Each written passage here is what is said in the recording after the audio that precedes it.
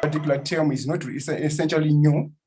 It has always been there for some time, I think since 2003, when it was popularized by one of New York Times columnists who talked about the idea of infodemic in relation to SARS, but also in relation to other, problematic diseases such as, Ebola.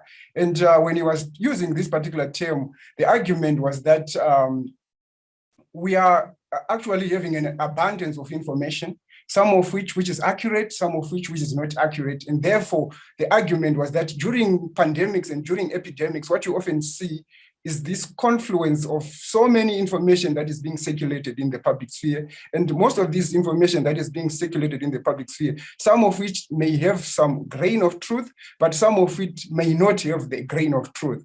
Fast forward to the COVID-19 last year, especially when the COVID-19 broke out, this particular term was also appropriated again. It was appropriated, unfortunately, again by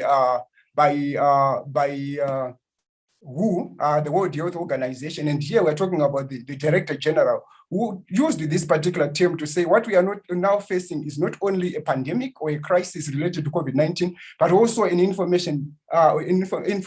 That was the term that he used. So I was pretty much appropriating the same term that we have often heard, especially when we talk about these issues. And when he was talking about this, he was talking about two particular things that he was talking about. Number one, the volume of information that was being generated around COVID-19 was just too much. It was unprecedented. That was number one.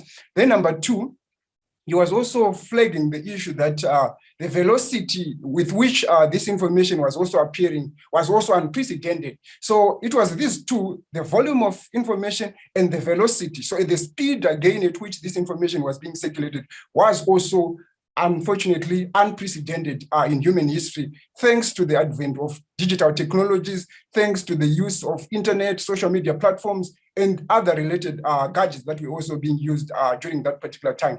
But what I want to also to just flag is to say, while the use of the term infodemic may sound fashionable and something that we can use literally, we also need to understand that the way in which information is produced and circulated within the public sphere does not mimic the way in which the virus actually operates. And I think there is a conflation here where you assume that the virus also circulates and travels the same way information does. It doesn't do that. Information circulates in a very complex way and in a way in which the virus, actually with the virus, it's even easier because you can actually be able to go back to the source of the virus. If you can do your genome analysis and other things, you can go back to the source to say, where did this virus come from? But the information, the producer of the information is sometimes very difficult to actually find because of anonymity, but also so many other things that people can actually use to hide their identities in terms of producing content. That's why you've got graffiti. You cannot even pinpoint who was the writer of that particular graffiti because it's the nature of information, the nature of communication is more complex than a virus. So I think that is one thing that I just want to flag out there so that we understand where we find ourselves in. That we cannot lump information and virus together in as much as we want to be fashionable in terms of this use of the concept. And now I just want to then say, when you look at the history of disinformation, especially during public health crisis in Africa in general, what we have often found is that it has always been there that you are always likely to have rumors, you are likely to have conspiracy theories, you are likely to have conflicting information around the epidemic. And because of our different beliefs in Africa, some would actually want to look at biomedical explanations around the disease. Some would rather want to look at the spiritual connotations of the disease. And some would want to rather even refuse that disease even exists in the first place. So because of these conflicting explanations about the disease, conflicting explanations and knowledges that are often used to understand the disease, we have got different cosmological understandings of these health challenges that often come to society. And because of that, we cannot understand the issue of infodemic or disinformation, especially in Africa, outside of our existing social and cultural context, because it is only within this social and cultural context that you can make sense of why people are afraid of being vaccinated, for example, why people are not keen on getting vaccinated or are keen to understand or to take Western medicine or Eastern medicine. They are deep-seated mistrusts that are already there. And this can only be found in society. You can only understand why these things happen by understanding why society views certain things in the way they view them. And I think that's why I said that I wanted to problematize that particular issue. And then the other issue that I also want to bring to your attention is that within the context of post-colonial Africa, what you often find is that our society are structured around a lot of mistrust, especially citizens vis-a-vis governments. And especially now with COVID-19, when the government comes in and say, this is what you want you to do, in a context where government is already being seen as something that is not a source of true news or a source of verified information, people are likely not to believe it. People are likely not to accept that particular narrative that the government is trying to produce, even if they draw on evidence coming from World Health Organization, even if they try and bring in doctors, nurses and other people to explain what is really happening. The mistrust that is already embedded in that particular society militates against people actually seeing this virus or this kind of a situation from the same way the government is looking at it. And I think you have seen what has been happening in Africa over the last 20 months or so. The other issue is that in a context where the government is often used misinformation, especially propaganda, as a way of justifying or legitimizing their stay in office, to say we are doing well or we are doing this. People are likely to see when the government wants to go on an overdrive about a certain particular narrative. People are likely to question the authenticity and even the intention of the governments in doing that. And I think that is what we are also seeing. People are questioning the intention. Why are governments doing this? All of a sudden, why are they trying to do this? If they have always been liars, how can we then say these liars have changed because COVID-19 is there? And I think this is where we find ourselves. And this has presented a lot of challenges for fact checkers, because how do you fact check information in a context where there's always this polarization around the truth? Polarization around explanations about what is really happening in society. It becomes very complicated. It becomes difficult to make sense of what really is happening, what ought to happen, and who is responsible for what is happening. And I think these are things that we really need to look at very seriously. And then the other issue that I just want to also argue is that the other problem is that COVID-19 came in a situation where people were already skeptical towards Western interventions, Western medicine, Western ways of doing things. And again, even Eastern China, people really in Africa, they've got very negative views around China. And I think that's why even the push around Sinovac became very difficult in other countries, because already people feel like, what can you explain? What can you expect from China? What can you expect from the country that is often seen as the source of this virus? What can you expect? Are they going to actually then, end up destroying us in the process? So I think these are things that we really need to look at. But because of my time, let me just try and flag another issue that I also find very interesting. The other issue that is also very important here is that we are finding ourselves in a situation where, again, there's a lot of mistrust of science as an institution responsible for explaining what is happening in society. And I think this has been going on for some time. And I think right now we are also seeing it, that science has been questioned. And I think this is the time in history where science has been stretched. People cannot make head or tail of what is really happening, because even scientific explanations have limitations. And I think we have seen that scientific explanations cannot explain everything that is happening around us. And I think when science can no longer be the site of truth and unquestionable knowledge, it becomes very problematic for society, and even for fact checkers, because where do you go to say this is the truth? Where do you draw that kind of legitimacy? Where do you draw that kind of narrative to say this is the truth and this is not the truth? Because science itself is failing to explain what is happening. It has got limitations. And I think the sooner we realize that our knowledge is incomplete, is what Nyamjo often says, that we need to treat all knowledge as incomplete. There's no knowledge that knows everything. All knowledges are socially constructed, and because they are socially constructed, they have got limitations. They cannot explain everything around us. And I think that is what we are seeing with COVID-19 and the infodemic that is accompanied it. And then finally, let me just probably say that The other issue is that because of the failure by science as an institution to explain what is happening, the failure by governments to craft a coherent narrative around what is happening, what has also happened is that people have unfortunately have to resort to alternative platforms. And when we're talking about alternative platforms, we are talking about rumors, conspiracy theories, trying to explain what is happening. So when we look at rumors, conspiracy theories, disinformation, misinformation around this COVID-19 pandemic, for me, it's just a clear indication that people are looking for alternative explanations about what is happening in society. And because of these alternative explanations, this has complicated the work of fact-checking organizations such as Africa Check, ZimFact, NumFact, Dubawa, you name them. They have found it very difficult because even themselves, when they want to go back to science,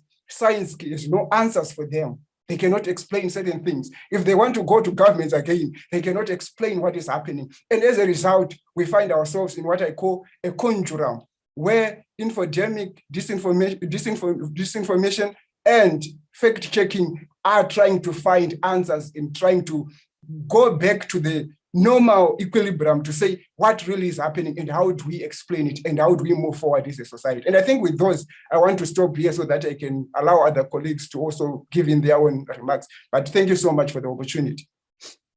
Thank you so much, Professor Admire Mare, giving us some context, some kind of background on why we are in the situation that we are.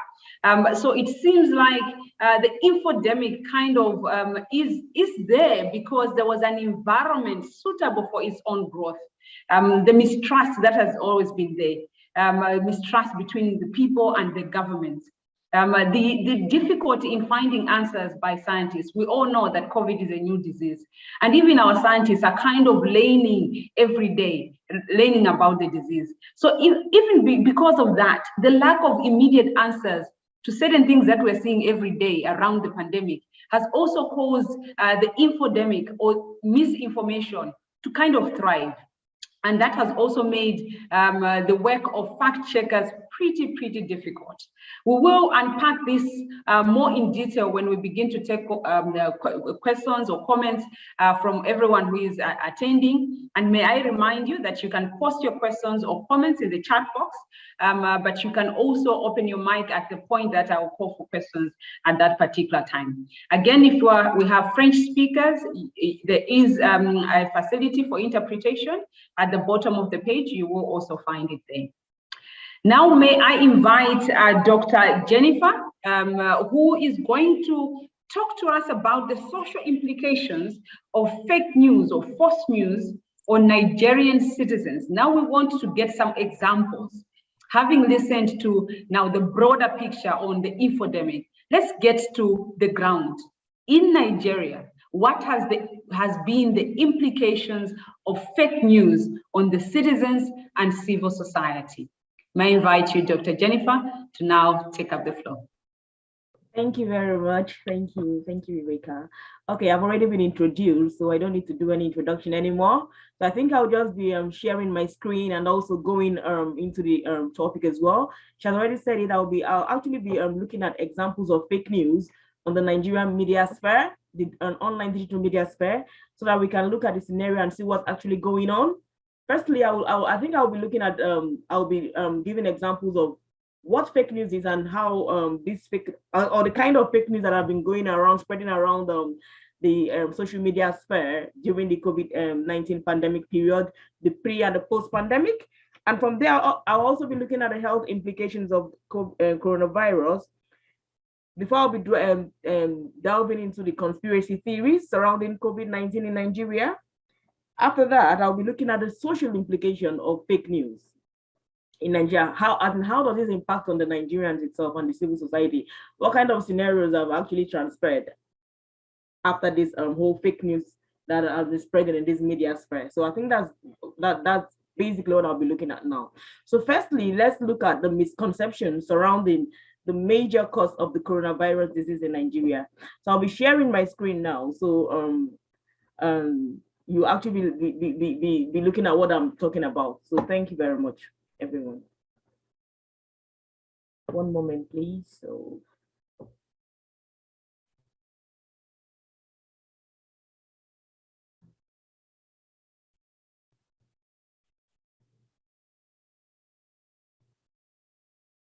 I don't know if you can see my screen now.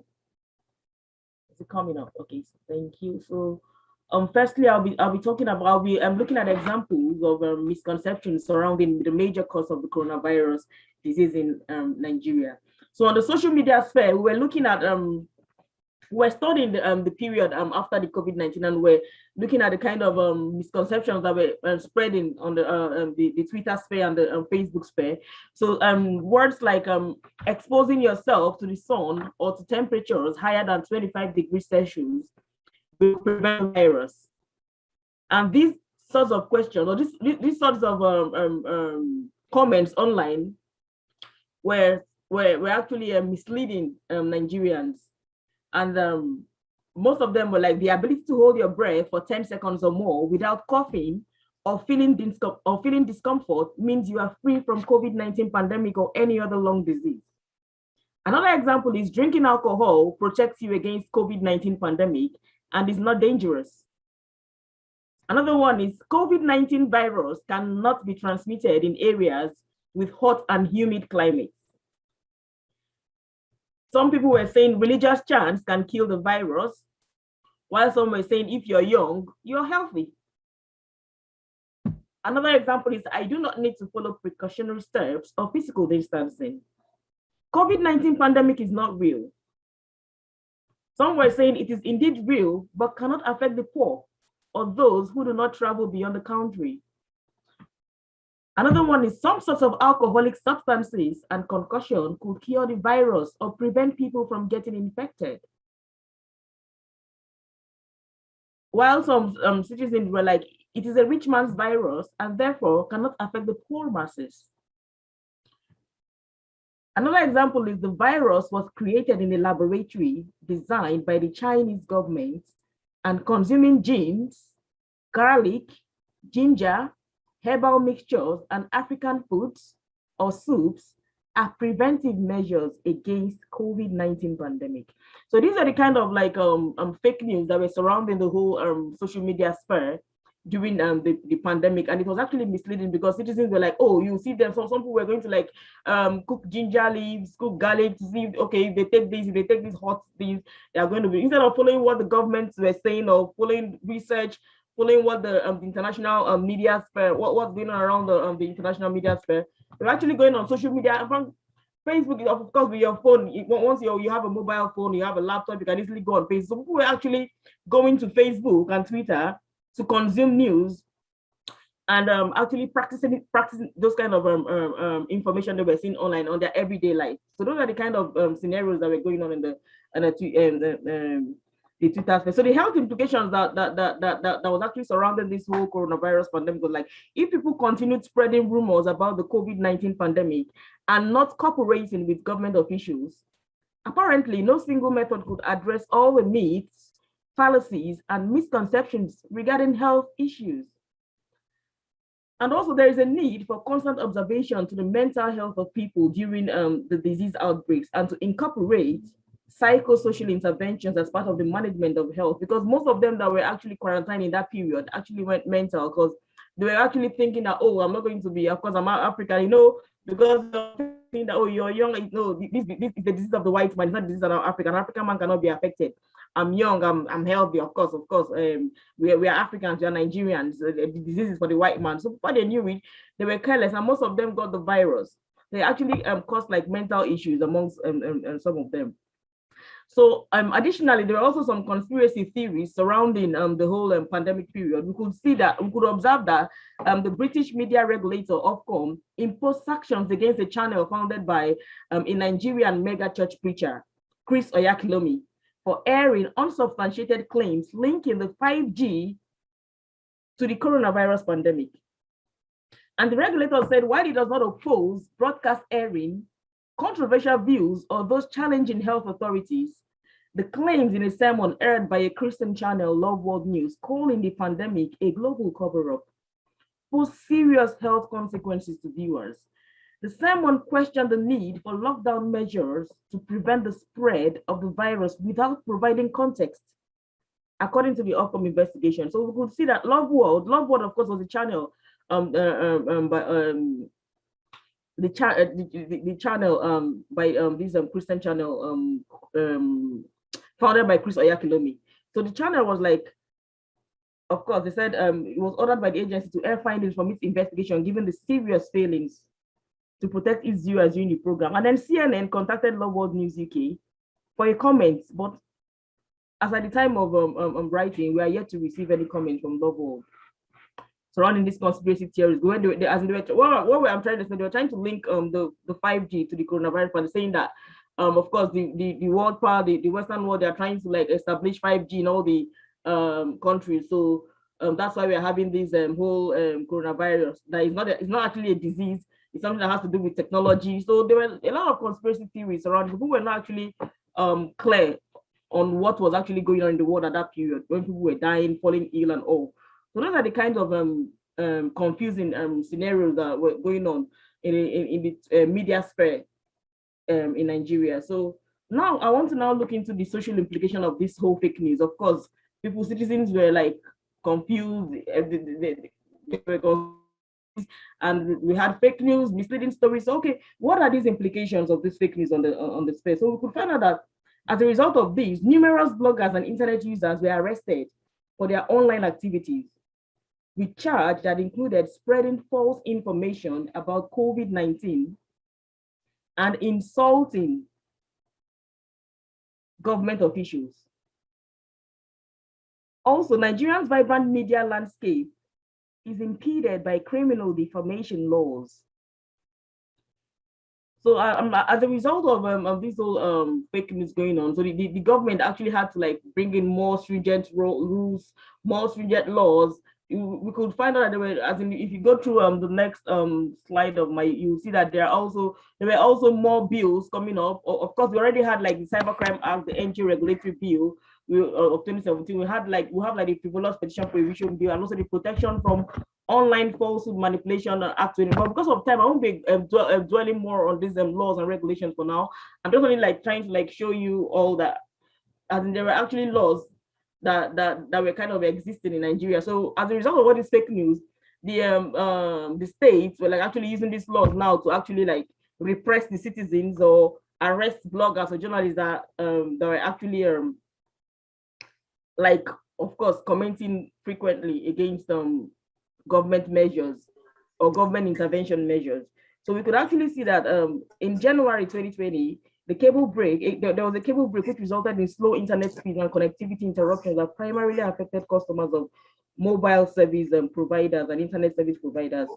Also, there was the broadband right of way charges, tariffs levied on telecommunication companies for cable build along government-owned roads, fluctuated wildly in some states between January and mid-May 2020, potentially leading to price increase and decreases for internet users. So government were like trying to like look at ways to like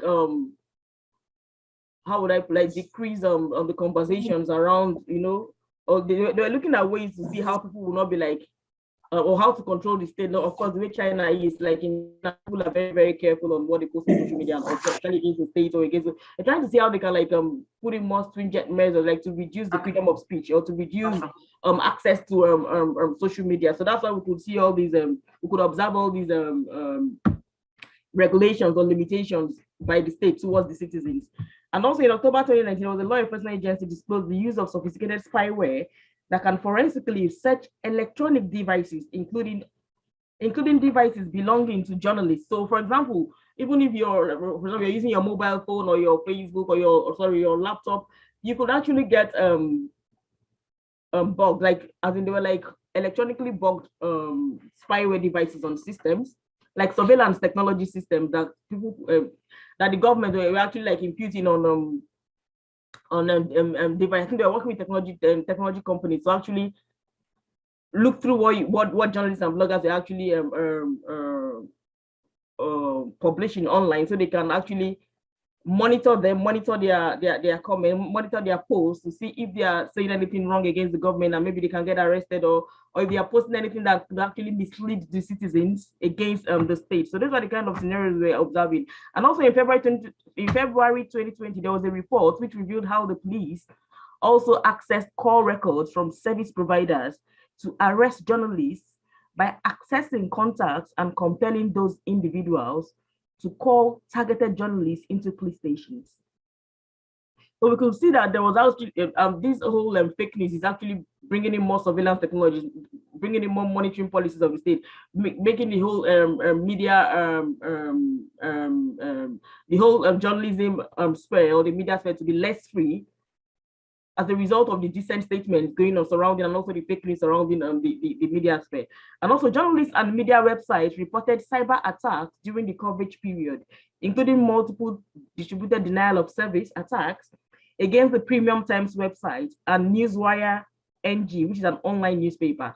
So we could see all these implications that were actually affecting the journalism itself in Nigeria and also the civil societies, because the government are looking at, the states are looking at ways to like restrict freedom of speech, restrict the cyberspace, restrict the way people actually comment online, because there are a lot of hate speeches, there are a lot of fake news going on, a lot of stuff. I don't want to actually get, because my focus here is on fake news and not on hate speech. So the whole coronavirus pandemic actually contributed to the widespread of fake news and misleading stories and misleading conspiracy theories in the Nigerian digital media sphere. So thank you very much. That's also okay. I think I'm just going to conclude. So I think with all these I've said today, I think the solutions I'm looking at for this is that the source of news should be verified. I'm just going to, sorry, conclusion. So yeah, so the source of news should be verified before actually imbibing it into practice in everyday life. And also police brutality and repression of ordinary citizens should actually come to a halt. And also we are looking at how we can enact data protection laws, which is actually not existed in Nigeria, to actually protect citizen journalists or to protect users online, social media users, to actually protect their freedom of speech and all. And also there are also calls for the decolonization of the Nigerian polity. So this call should actually be looked into and enforced. And also we are also looking at citizen journalists and activists in Nigeria. We are trying to mediate on them to actually desist from the spread of fake news, while trying to mediate citizenry. So even if of course you're angry at what the states are doing, I think they should be careful on what they're actually posting online. But people actually believe whatever they see on social media. We could see that people actually, as Nigerians, actually trusting the social media sphere, which is not supposed to be so, because that's not a newsworthy or a trusted news site where people can actually get real or factual information. So thank you very much.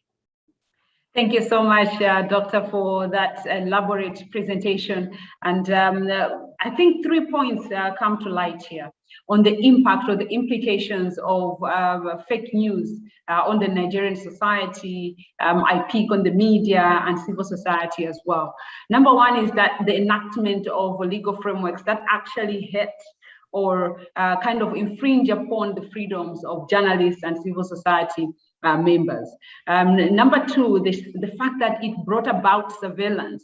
I do think that they were kind of targeting the wrong sector, because the journalists are supposed to now be bringing out correct information, and yet the surveillance was also targeting them in a way. But also cyber attacks, really. This is something that I think would be shared, experiences shared amongst other African countries as well, because even here where I am in Malawi, where journalists are kind of giving out the correct information and debunking false news, they were then being attacked on that they are agents of the government, and they are the ones who are now trying to spread fake news. So it's important that we have this conversation. Thank you so much, Doctor. I now move on to Uganda, where we will try to see an example where mass media has been really helpful in fighting misinformation, fake news, and disinformation. I will now invite Rebecca Birungi, who has experience on working on mass media campaign in trying to fight or provide factual information and fight misinformation. Rebecca?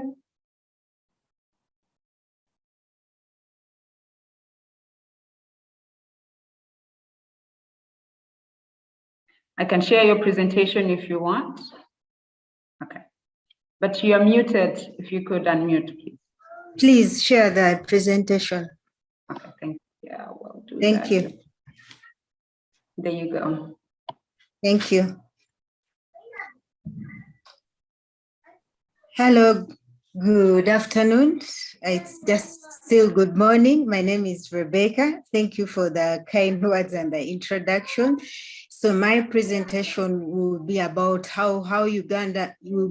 Uganda's experience in using mass media to increase message saturation on coronavirus. So a case study we are looking at is called Tonsembera, which literally means keep distance, or keep that distance so that each one of us is safe. So my presentation has we'll look at how we came about with the tagline, which is Tonsembera. Then how did we proceed with the message development? Then we look at the results and then conclude. Next slide, please. Okay. I'll start by saying that just like any other presenters that have noted about infodemic or misinformation, so in Uganda, we also experience the same. But during that process of having too much information and also having misinformation surrounding COVID-19, propelled a group of health communication specialists called the Big Five to work with the Ministry of Health and develop a campaign that will speak to the masses or to the Ugandans about the new disease. So after having identified the concept, the health communication specialists went ahead to work with the health promotion division and communication division in developing different messages for regarding COVID-19. So these messages were crafted for the different media. We had lots of let's say samples. We had DJ mentions, we had sport messages, we had also samples of mass media specifically for WhatsApp and also for Facebook. Next slide, please. So like I've just said, this tagline was an inspiration on some of the preventive measures that regard with the facts, how do we prevent COVID-19? What is it that will keep the masses to their screens, and also keeping them knowing that they need to know something about, when we say keep distance, what does it mean? The campaign also made use of the different social influencers, whether it was media, whether it was a religious leader. We have used an array of people to help us put out these messages. So the campaign was basically based on the insight of social distancing, a simple behavior that could be easily understood by the masses. So the aim was to promote accurate information about coronavirus. Next slide, please. So in April last year, the Minister of Health, Honorable Ruth Jane Acheng, launched the Tonsembera campaign with a finger which was raised like Tonsembera, please keep your distance. And the aim was also to harmonize also the different government communication and also speak with one voice with regard to the pandemic, which was the coronavirus. And then secondly, was to raise awareness as well as popularizing small actionable behaviors, such as wearing a mask. We are talking about washing hands, revamping the behavior of washing hands with soap and water, and also using sanitizers, We are also, the campaign also talked about staying at home, among others. These were some of the things that were really promoted, and they were derived from the prevention measures, such that these can be done by the masses, and also different media kits were produced in relation to this. Next slide, please. So the campaign, like I said in the beginning, it made use of the citizens. We had leaders from the religious background. We had cultural leaders. We had influencers on social media. We worked with the different people. We also had people to share stories, those who had been treated and they fell sick because of COVID. They came out to talk about these stories so that people can know that COVID is real, because this is something that some of the Ugandans used to say that COVID is not real, COVID does not affect us Black people. So all this information, so this campaign helped us to, to put out these messages and to let the citizen know the danger of COVID-19. Like I said, we also had DJ mentions, sport messages, sweepers, and also talk shows. Majorly, the talk shows were in the different languages. So what is it that we achieved? The campaign was rolled on over 10 television stations, 40 media stations, and we received free airtime. And also the campaign was beefed up with the call centers, and some of the NGOs like CDFU were very instrumental in also picking up their calls when people call and they have questions, because we realized that also the Ministry of Health call centers were often, there was traffic with regard to the calls from the citizens. So government also co-opted NGOs that had call centers, and that's how Communication for Development Foundation call center was co-opted. And lastly, the campaign was produced in over 10 languages. We had the Luo dialects, we had the Central, which is Luganda, we had the 4 Rs, Runyachitara, Rutoro, and also we had languages from the East, and this is how we managed to roll out the campaign. Most importantly is that I would say that the health communication specialists were able also to be for different airtime, with particularly for the talk shows, so that every other single day, whether it's a community radio station, whether it's a commercial radio station, or even a religious station, we were able to secure free airtime to talk about COVID-19. Thank you very much. Thank you. Thank you so much, Rebecca, for that presentation, a concrete example of how mass media really helped in times of fighting misinformation, or the infodemic, as we are saying. I like the fact that, so many media stations, so many like TVs, radio stations, the use of social media, influencers really helped in terms of providing factual information around the COVID-19 pandemic. We now get into the question segment, discussion segment. You can post your comment, you can ask a question, and thank you so much. I see already that people have started posting the questions in there. You can raise your hand if you would want to ask a question on your own. I would also allow that. But first of all, as I'm waiting for more questions to come in, Professor Admire, I will start with you. It seems like this is a really, really complex problem that we are facing, where there is already mistrust, as you said in your presentation.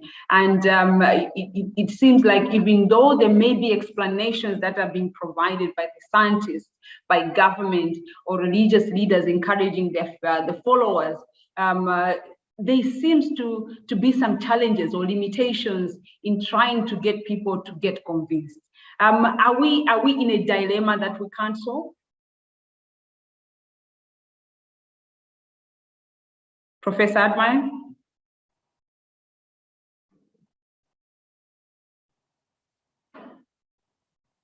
I don't know if you can hear me.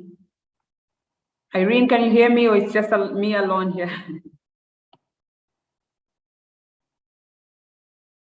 Okay, I'll wait until maybe Professor Admire may come back. But let me just now go to Dr. Jennifer.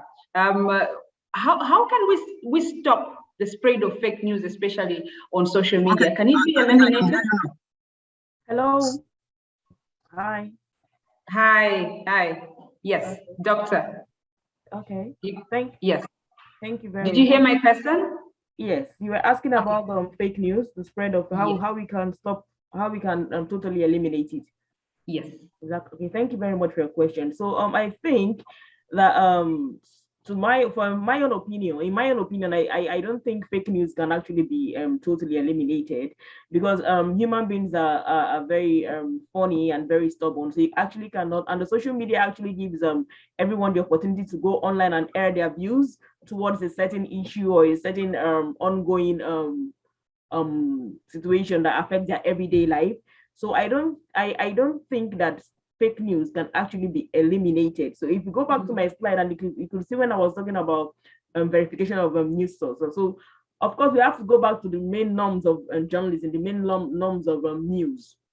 What makes good news? What makes substantiated news? And people actually need to actually verify their news sources before believing the news, or before even taking it to heart. Because of course, especially Africans, Nigerians, or Africans where we come from, Africans are very, very, very, very as in they're very cultural. So we are very cultural. We have like our beliefs. So once we believe something, it's very difficult for that ideology to actually get out of our mind. You understand? Because that's the way we've been brought up, and that's the way we've been. That's the trace. As if we go back to our history, that's the way Africans are. So if people go online and say things or on social media, before you actually inculcate those kind of news or take it into practice, you actually need to actually verify those sources. Is this real? Or people should try learning how to do research on their own. Try Googling real sources, as in getting into, of course, the health research, going into sensation campaigns, making sure that people actually taking or imbibing the right information instead of just going online and seeing anything on Facebook and actually practicing those things. But if it's to actually stop the spread of fake news, I don't think there's anything, or except there's going to be a total ban of social media, which of course is not going to happen. I don't think fake news can actually be totally eliminated, in my own point of view. Thank you. Yeah, and just a follow-up to that, are governments then justified, in this particular case, maybe African governments, justified to enact legal frameworks that that present or give them power to control what gets posted on social media and so forth? I know that will be a cap on freedom of expression, largely. But the fact that this is a big problem that we're going to see in the near future, are then therefore governments justified in enacting laws that give them a bit of some control on social media? Well, I am not against government enacting laws to control cyberspace. What I'm against is government not actually enacting laws to protect citizens or to protect online data. Because of course, we could see, for example, in the Nigerian sphere, I'm sorry to actually deviate a little, there have been calls for proposals for data protection for I think for the past 6-7 years. We see that there are lots of proposals, bills going on, but those proposals are actually not looked into. But once it comes to, of course, once it comes to repression, as in control laws to control the space, or to control hate speech, or to control fake news, you quickly pass first, second, third reading, and you enacting. So even if we are having, there should be a kind of balance between human rights and, of course, the state's laws and all. So, of course, most governments in Africa, especially in Nigeria, if the citizens see that the government, of course, are not actually creating favorable policies that could actually improve the economy or improve their everyday life, of course, people will go to social media and actually start airing their grievances and start spreading fake news. So while they are trying to check with to actually regulate the cyberspace in that manner, there should be a form of balance, like something to protect the citizens, so that the state or the government or the police will not be actually be enforcing brutal laws, or how would I put it, like like repressive harsh laws on the citizens, by thereby arresting them or repressing them in harsh ways. So if the citizens are actually protected to some extent, and the government are also actually enacting laws to control the space, I think there will be like a balance between the two bodies, the ordinary citizens and also the state as well. So that's my comments on that. All right, thank you so much, Doctor. And Professor Admire, I'll come to you shortly. I wanted to hear from Rebecca. With all this huge campaign that you mounted, did you actually see behavioral change, or did the people believe the messages that you were giving them and actually change to follow what you were trying to encourage them to? Rebecca. Thank you. Yes, we've seen gradual significant change. For example, I'll talk about vaccination. When the ministry was promoting vaccination for COVID, so far now we have at least over 2 million people who have been vaccinated. Then the use of sanitizers, people using sanitizers. And also, if there has been change. For example, let me give an example of talking about home remedies in case you're sick, because one of the key things that was in the messages that I didn't talk about, if you realize that you have symptoms of COVID, what do you do at home? Some of the key things they were in the messages were things like self-isolating yourself, making sure that at least you're given plenty of fluids, and also going to the nearest health center or where there are testing centers for you to be tested, for the health workers to verify whether you're positive or negative. And if you're if you're positive, you give your prescribed medicine, and also the health workers counsel you on how to live positively. This is something that we've seen.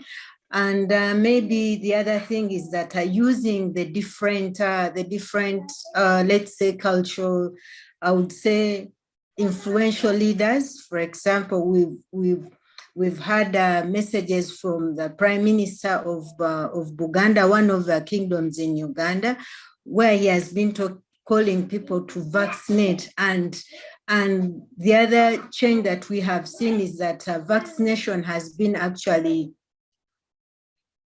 taken into the different worshiping places. For example, we've had churches where people are vaccinated.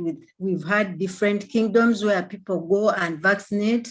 And we've also had different centers where people still go and access vaccinations. So this is something that we have realized.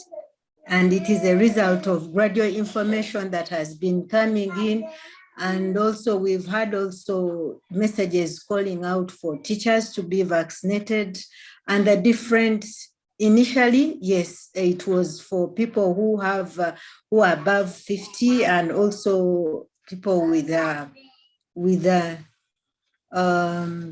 people who were above 50 and essential workers. These were teachers, health workers who were first vaccinated. As time went on, also the messages changed, and then we started calling out citizens to go out and vaccinate, to go and be vaccinated. Thank you. Thank you so much, Rebecca. Professor Admire, can you hear me now? Yes, I can hear you. Thank you so much. Awesome. So I wanted you to take this question. I was wondering, since from the presentation, it appears that the infodemic crisis, so to say, is very complex, because already there is mistrust of scientists, religious leaders, in government, and so forth. And I'm wondering if this is something that is a dilemma for us, and we might not be able to find solutions in terms of fighting it. Yeah, thank you. Thank you so much for that question. I think we may not, I think, of course, solutions will always be found by human beings because we've always dealt with different types of crisis. But where we find ourselves in, it's a very slippery slope. And I think that's why some scholars often talk about what they call the post-truth society. I don't think we are already yet there, but I think we are going towards that kind of a space where the truth, what counts as the truth is what it's like, just like beauty is in the eyes of the beholder kind of a thing. That's where pretty much I see ourselves going towards. And I think that is a space where it becomes very difficult to have the truth, if we have to talk about it using capital letter T of that truth. I foresee a situation where I think we really need to acknowledge that knowledge is incomplete. And I think that is the most important thing, because we have been in a situation where we have almost like given up on everything to say science will explain, science will guide us, science will help us, or religious figures are going to help us to understand what is happening. I think all these have got their own half-truths. And if we add up their half-truth and what we are getting from science, and I think we can actually then end up getting somewhere, rather than actually saying, there is one social institution in life or in society which actually knows what is really happening. I think we have realized that it's not like that. We are just trying to understand what is happening around us. And I think that's the beauty about human beings. We continuously try to evolve, continuously to try to research and understand what is really happening around us. And I think this pandemic has demonstrated beyond doubt that our knowledge is limited. Our capacity to deal with certain challenges is also limited. And as a result, we have cultivated a mistrust. And how do we, I think, trust is a very delicate commodity. Once it's broken, it's always very difficult to regain it. And I think that's where we are going. I think going forward is about how do we rebuild trust that has been broken by all these other institutions, religion, science, government, and all these things. How do we rebuild trust that has been broken over the last 20 months? I think that is our duty as humanity going forward. How do we rebuild the trust that has been broken? That's what I would say for now. Thank you. Yeah, a difficult one indeed. How do we rebuild the trust? But continuously research, finding solutions to the current problem on Infodemic. I see a number of questions in the chat box. Please continue to send those. Thank you so much to Stella, Rebecca, Mala for sending in your questions. But you can also raise your hand if you would want to ask your question and voice it out. The first one, I think, before I let you, Professor, maybe switch off your camera, there is a question for you in the chat box, and it's coming from Stella Musima. She says, Professor, you spoke of the challenges that the macro level fact checkers have. Therefore, what can you say on the impact that this infodemic phenomena has on us micro level journalists who are now largely doing desk research? Thank you. I think that's a very brilliant question. I think what we also saw with the COVID-19, especially the first few months, was that journalists all of a sudden were, in some countries actually, they were actually not considered to be essential workers, and therefore they could actually not continue with their field work. And as a result, we actually saw a lot of press release kind of journalism, where journalism was really about what was coming from government sources. And I think then government took advantage of that centralization of communication and information to push out official propaganda, official disinformation were being pushed out during that particular period. And I think for us as researchers and also academics, for us that was an interesting period, because all of a sudden we realized that once you take away a journalist from the field, what you get pretty much is almost like, it's not journalism, it's something else. It's no longer journalism. It's almost public relations. And I think we were fed with a lot of public relations, literally, during those 3 months, especially the first 3 months, we were fed with a lot of public relations. And I think what she's actually highlighting, which for me is very important, is just to point out that, yes, fact checkers may come in as micro, but I think we also need to look at these as entities, as not micro, at micro level. They are at the same level with the journalists. The only issue is that they probably go a step further in terms of verifying issues. They go a step further in terms of verifying issues. But at the same time, I think what this tell us is that journalism must have mechanisms where they capacitate their gatekeeping functions. So, for example, we need to capacitate our sub-editors. We need to capacitate our editors, because if we don't capacitate those particular platforms, we are just making it very difficult for us to be able to fact check what is going around. So fact checking must not be an external thing to the newsroom. It must be part and parcel of the newsroom. And I think that is where we should be going. How do we bring the fact checking that has now become NGO, it is becoming almost like an NGO entity. How do we take that NGO entity back into the newsroom? Because that's where it should be actually be existing. And I think once we do that, then journalists will be able to then do their public interest the role that they are supposed to do in society. They must be able to do what they are supposed to do by actually being complemented by these fact-checking desks that are in the newsroom. But right now, some newsrooms just rely on fact checkers to do that. And I think, unfortunately, what we have seen with fact checkers, that most of them, they just label something as fake, or they say this one is untrue. They just, that's where it ends. That's where it ends. So if you just label it, does labeling make something true or something untrue? I think we need to go beyond that. I think we need to get to a situation where journalism take back the fact-checking function that has been taken away from them. That's what I would say. Yeah, because I mean, when we're doing journalism, we're basically doing fact checking. So we really need to up our game and be there, win the trust of the people. And maybe in a space where trust is missing, maybe the journalists can actually win it. But I do know that we kind of also lost a bit of some trust during this pandemic, but we can definitely get it back. Professor, before I also let you go, there's another question from Rebecca and another question from Mala for you. Rebecca says, Professor, could you please discuss the effect of too much information on users? Can you come back again there? Would you talk about the effects of too much information on the users? All right. Okay. Information overload. Yeah. That is also a big issue. It becomes very difficult for the ordinary person to then process what is true and what is not. Once you have got information overload, it becomes very difficult to know what is really happening. And I think that also affects our decision-making processes, because oftentimes information is there for decision-making process. We want information so that we can make our wise decisions, informed decisions. But when we have got too much information circulating in the public sphere, it can actually create a lot of noise. It can also bring in confusion. It can just overwhelm people. People become helpless in the face of a pandemic. And I think we saw that, especially in the first few months of the pandemic. People were helpless. They didn't know what was happening. People were almost like waiting for, it's almost like an Armageddon kind of a situation, if we have to use biblical terms to understand what was happening. Thank you.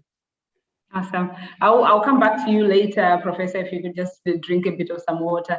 I'll go to you, Dr. Jennifer, shortly, but there's a question for Rebecca from Stella again. She says, Ms. Rebecca, how did the Tosombera campaign mimic the highly acclaimed Uganda HIV and AIDS campaign that largely happened before the social media peak? Knowing this will help us as journalists to keep information sharing approaches simple and not get wrapped up in the social media phrasing. Rebecca. Thank you. Thank you, Teresa. And Stella, thank you for this question. Number one, what I also didn't emphasize is that the campaign we had to keep it simple for someone to really know that this is what we are talking about. If we say social distance, what does it mean? If I'm talking to someone, let's say from the north, how do they, understand that? How do they understand the different, okay, let's say the different languages? How do they understand that? We also had the specialists from the region to give us the appropriate words to be used in the different regions, but meaning the same thing, keeping distance. Number two, how did we mimic use of influential people? Even during the earlier days of HIV, although we first, what was used, we had the musicians like the late Philip Bongo Lutaya. We had different people from the health. We had Dr. Kalebu. All this is what we mimicked. We deemed it necessary that we needed to find people who speak to the different audiences. It's not only about young people. who is that person that can speak and that the young people will hear? If it's in the sports arena, whom can we, let's say, get in touch with to talk about COVID-19? If it's within the central region and we are talking, whom can we use to talk about issues of vaccination? I gave an example of the Prime Minister for Buganda government, who has been influential in really echoing the fact that people need to get vaccinated and why is vaccination very important. And that if masses had questions regarding vaccination, then it would be deemed very necessary for the publics to ask the medics, and also wherever there are testing centers, someone is always there to talk about some of these small issues like are the vaccines safe? What is it that I need to do more extra? Then also we also had we used DJ mentions as something for the different presenters to talk about. These messages were crafted. Let's say if you want to re-echo the fact that people need, if you're at home, each time you get a visitor, make sure you have your soap and water at the doorstep. This is very important. So this is something that was done and crafted so that people appreciate where we are coming from. And it also enhanced the culture of what the behavior of washing hands, you know. And this is something that we in Uganda that we've been talking about, that if all parents that were able to promote the simple doable actions such as washing hands and water, then the disease reduction would be very down, so all would reduce. This is something that has been used. Mm-hmm. Rebecca, before you switch off your mic, I'm just wondering, apart from the fact that, you know, some media houses gave you free airtime, wasn't it complicated and expensive to run such a campaign? I think if it's what we did was to work with the ministry. Our work was to offer technical assistance, because if it's the Ministry of Health was fronting the idea of asking for free airtime. Usually, it's not usually. Ugandan broadcast media are also obliged to give free airtime in promoting monthly airtime, in promoting some of the government programs. This wasn't a government program, but it was a national cause. So we were able to lobby the different media houses, and it's mainly the commissioner who was leading the team in asking for the different free airtime from the media houses. So the Commissioner of Health Promotion, together with the technical experts who are the health specialists. Mm-hmm. Thank you. All right. No, thank you so much, Rebecca. Let me come to you, Dr. Jennifer. I'm just wondering, you cited a number of fake news that was spreading during the time that the COVID-19 pandemic was at its highest point and so forth. And I'm wondering whether you saw the media jumping on the opportunity to take up the role of being the fact checkers, people to be trusted with the correct information, and basically owning that space of providing correct information in the midst of an infodemic. Okay, thank you very much for that. Yeah, I think we're trying to like observe what was going on in the Nigerian journalism sphere at that period, and there were actually some campaigns, some kind of awareness campaigns.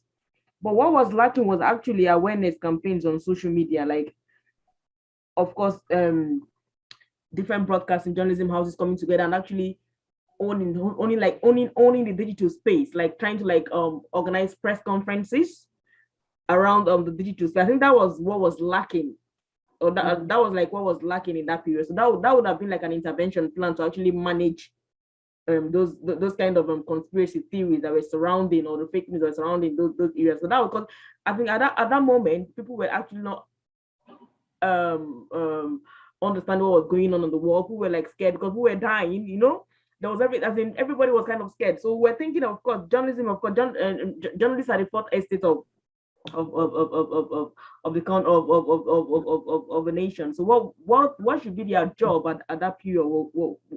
Would have been like coming in to see how they could actually organize like sensitization campaigns or press conferences on the digital spread or itself, not actually broadcast, because of course Nigeria, most of them don't even listen to normal local televisions or radios. The social media thing, the digital spread has actually gone deep into into citizens, and people actually go online and actually once they see, oh, what's happening on social media, oh, is this, oh, this is that. So if the journalists on their own end were actually like trying to like, you know, manage the spread of the fake news by trying to like organize awareness, like stringent sensitization campaigns to actually like, you know, sensitize people on the right measures to be taken, or to follow government rules, or follow, you know, those kind of strong sensitization campaigns. I think there would have been a little bit of check and balances there.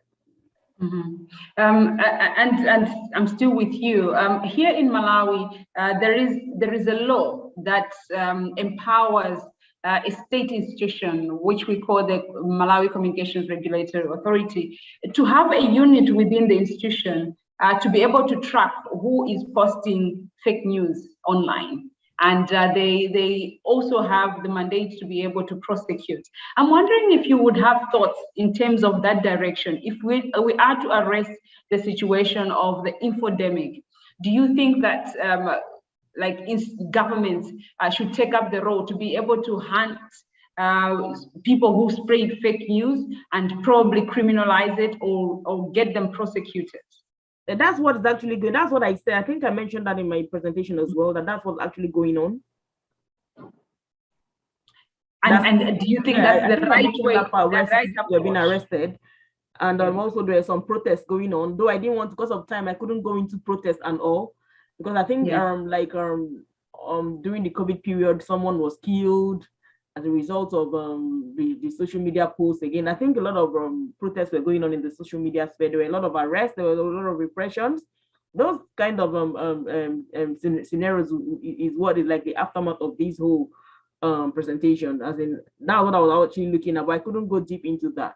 So I think that's like same thing that's going on in Malawi is actually what is even worse in Nigeria. I think in Nigeria is actually worse presently in the government, because we could see more surveillance technologies coming up. There's wise technology, there are different technologies coming up to like monitor the cyberspace. But okay, how about check and balances? You understand how can we now actually eliminate this spread of fake news? Just like what you're saying, man. How can we like sensitize people to stop, you know, disease from this and conspiracy theory? Because it's actually not doing any harm. It's actually not helping. You understand? Not helping the situation. It's actually causing more harm than good. Of course, the government are there, doing their own work as well, trying to like intervene, trying to like bring in the whole and trying to manage the whole the COVID pandemic. So citizens going on and putting all those conspiracies are not actually helping. As we're not, I think that was not actually helping the situation at that period, at that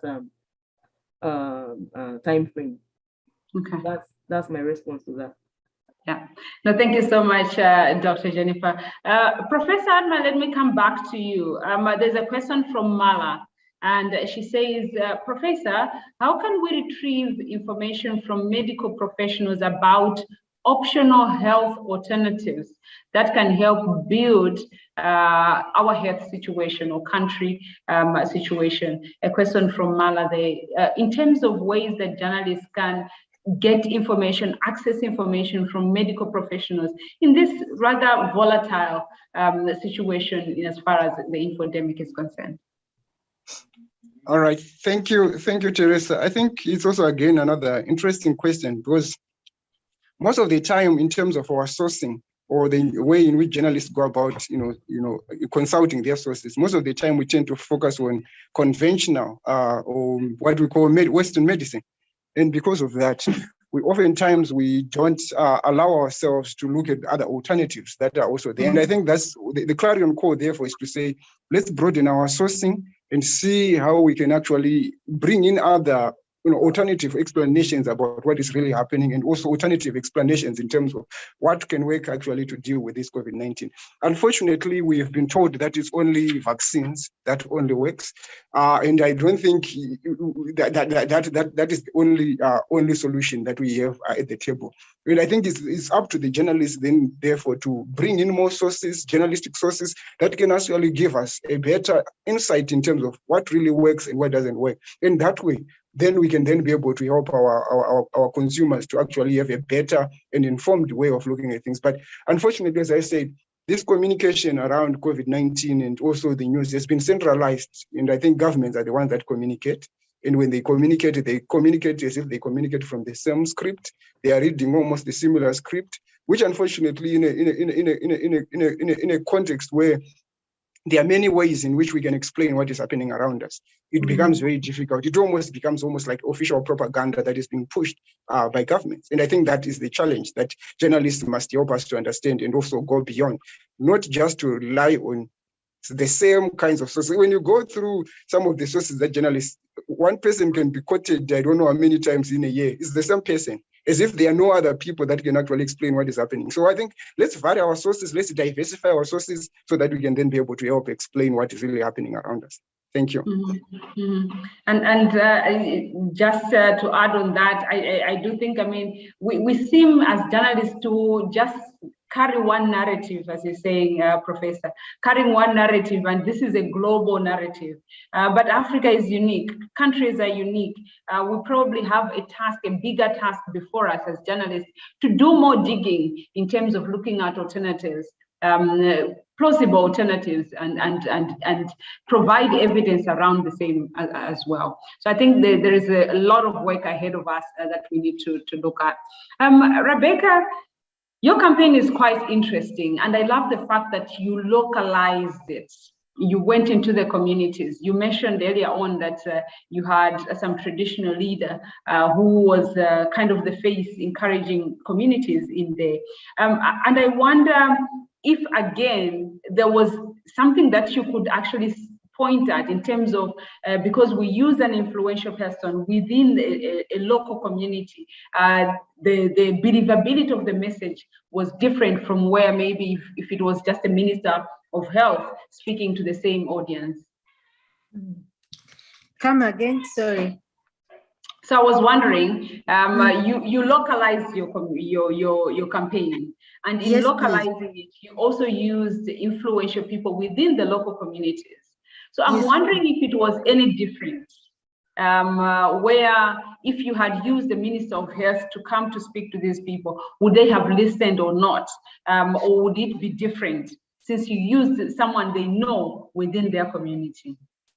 I would want to state that at least using influential people within the different localities, this is something that people would believe, much as the health minister, Ruth Ochenka, used to talk about the campaign, but it made more, we had more value when we engage the different leaders. We are talking about cultural leaders, we are talking about religious leaders, and also talking about people from the sports arena that people look up to, and maybe some of the social media influencers. This is something that really helped in getting out the message and bringing out the message. And also, while we're doing the different mass media campaign, we also had to engage the media, the station managers,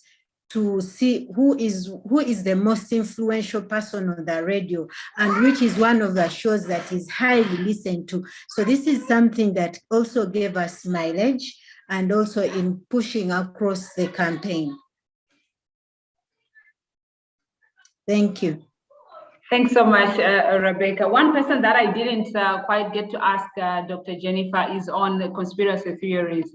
Dr. Jennifer, if you can hear me, I'm just wondering, what is your perception on the different theories that are being thrown around the COVID-19 pandemic, and what would be the role of journalists in everything around conspiracy theories?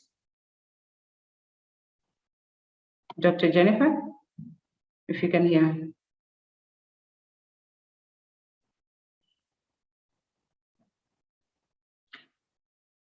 Maybe Dr. Jennifer can't hear me, but Professor, again, you mentioned religious leaders, for instance, in your presentation, and the fact that they had their own messages around COVID-19. And I'm wondering the same question that I was asking Dr. Jane, around things that are around maybe the conspiracy theories, religious beliefs, and the COVID versus COVID-19. What would be the role of journalists in such, theories? How do they do fact checking on something that someone is basing, say, on the Bible?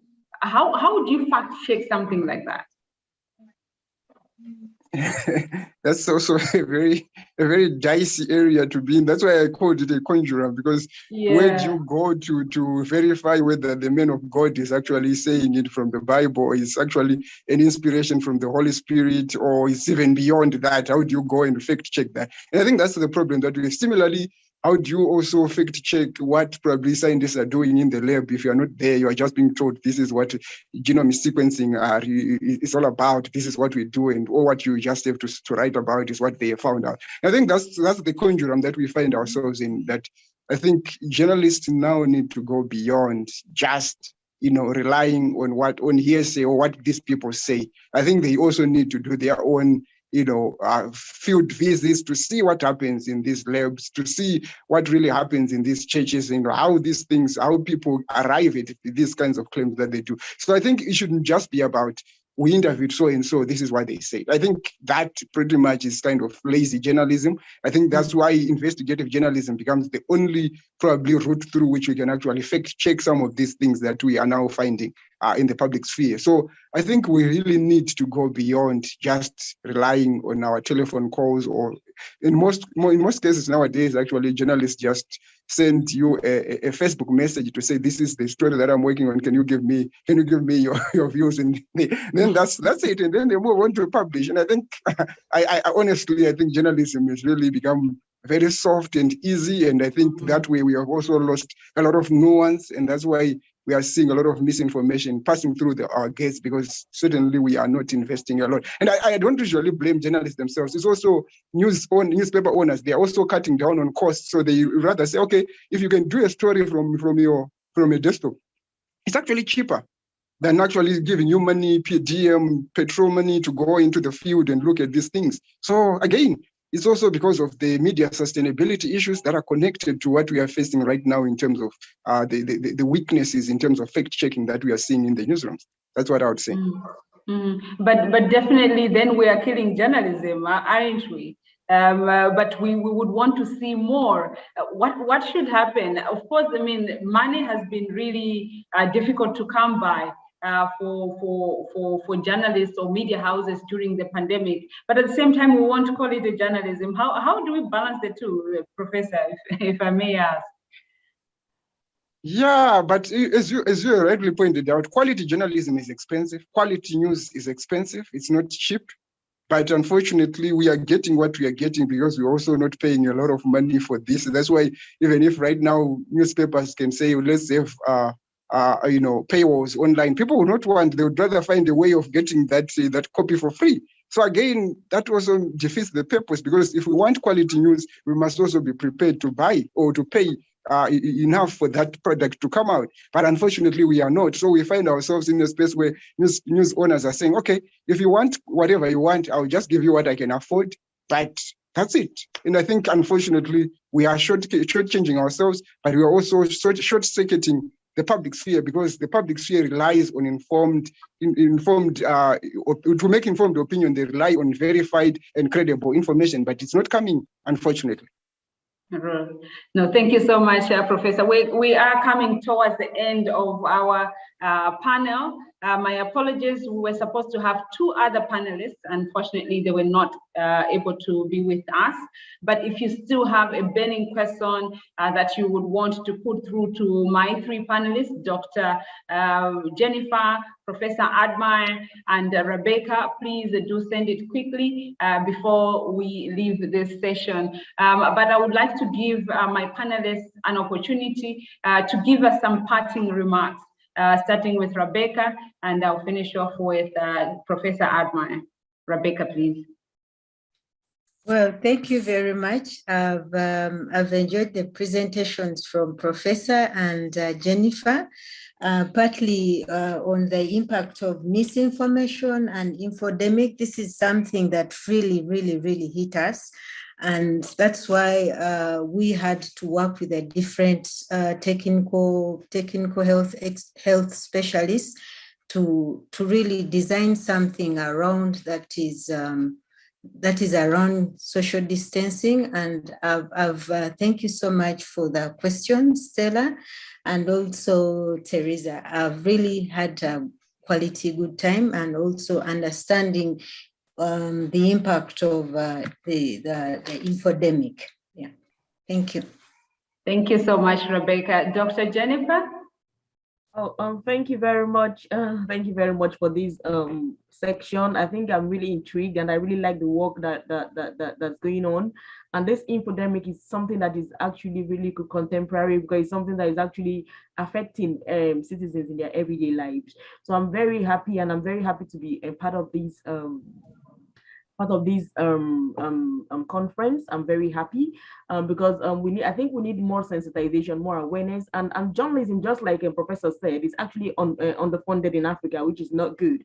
So we should look at measures on how we can keep doing more things like this, and see how we can actually attract more funding, because what journalists actually need to actually perform their duties in Nigeria, it's funding.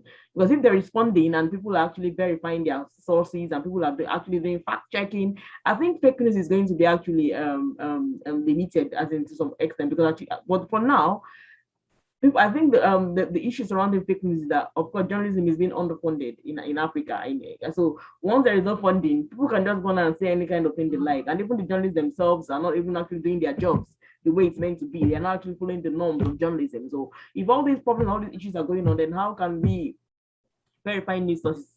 So that's why we can see all these conspiracy theories coming on, and we can see people believing fake news, and it's actually affecting, and actually it's dangerous, and it's actually affecting the health of people, because so many people have died as a result of this fake news. So many people have actually taken things that actually destroy their organic systems by going on and believing all sorts of things, because the news sources were not actually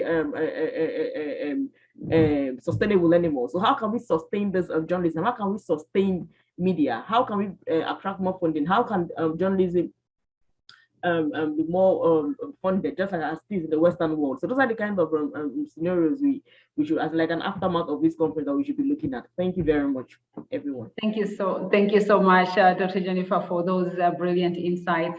Professor, as you are giving us your closing remarks, there is another question from Stella that I would want you to respond to. She says, do you think specialty journalism would help in managing the infodemics challenge? Medical journalists might move more easily in this space, wouldn't they? Does African media have this capacity? So specialization, Professor, and then your closing remarks. All right, thank you, Teresa. I certainly agree with that particular question. That certainly I think we need more of what maybe some are calling science and health journalism. I think it was this pandemic actually exposed us there, because I think our journalists are pretty much all rounders. They are jack of all trades, and they write anything and everything. And when COVID-19 came, all of a sudden everybody wanted to go there and write again and again. If you are not really well versed in terms of how do people arrive at scientific explanations around viruses and how viruses mutate and what happens in terms of coming up with a vaccine or a drug, unfortunately, you will not be able to ask the right questions and the right answers, and you also get the right answers from these people, because they would pretty much give you a press release and say, this is what we have done, you just go and write a story. And I think that's what we saw, and that's what I was saying, that press release journalism became the norm. And up to now, in most cases, you're still seeing that, because people cannot go beyond the press release and ask hard questions about what is the percentage, or what is the margin of error in terms of this kind of a drug? What are the issues that we are likely to face? What are the after effects of actually taking this particular vaccine? What have you done in terms of minimizing those? Those hard questions are not being asked, unfortunately, because people are not really specialized in these particular fields that we are dealing with. And I think the pandemic has actually made us realize that we need really to push as much as we can, especially in journalism training schools, to push this beat reporting where people can actually be specialized in different types of beats. If you are a science and health journalist, if you are in environment, so that at least at the end of the day, you can actually ask the right kind of questions. So for me, that really is an important thing going forward. In terms of my closing remarks, I think this issue of infodemics, disinformation, and all these other things is going to be with us for a long time to come. What we only need to do is, I think we need to reboot our ways in which we fact check these issues. We need to make sure that we invest a lot in quality journalism. I think media sustainability becomes a key pillar there in terms of dealing with that. But also I think platform companies like Facebook, Google, Twitter need to come to the party, because some of their algorithms are the ones that are also incentivizing some of the things that we are seeing online.